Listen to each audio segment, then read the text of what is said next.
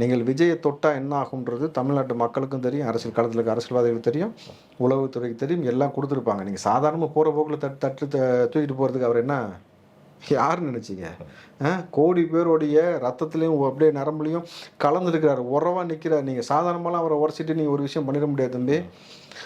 ஒரு விஜயகாந்த் ஒரு பெரிய கூட்டத்தை கண்ட்ரோல் பண்ணுவார், உள்ளே இறங்கினா அப்படின்னா உங்களுக்கு தெரியும். ஒட்டுமொத்த க்ரௌடையும் தன் கண்ட்ரோலில் அமைதியாக வச்சுருக்கிறார் விஜய். அதனால தான் வந்து எல்லாமே சுமூகமாக போய்கிட்டு இருக்கு. ஏன் அவர் பவன் கல்யாணம் ஒரு இப்போ பேசினது ரொம்ப வைரலாக போயிட்டு இருக்கு பார்த்தீங்களா? அவர் ஸ்டேட்டில் அவர் வந்து ஒரு அரசியல் கூட்டத்தில் பேசுகிறாரு. பவன் கல்யாண் வாடா பார்த்துக்கலாம், எங்கே வரணும், எப்படி வரணும், நான் ஒரு ஆளாக வரேன் அப்படின்னு சொல்லிலாம் அவர் பேசுகிறாரு. இந்த மாதிரி ஒரு ஸ்டேட்மெண்ட் இவர் இங்கே பேசினா என்ன ஆகும்? ஓகே, விஜயால பேச முடியாதா? பேச தெரியாதா? அவ்வளோ பேர் இருக்காங்க. அமைதியாக நாகரீகமாக போகிறாரு அவர்.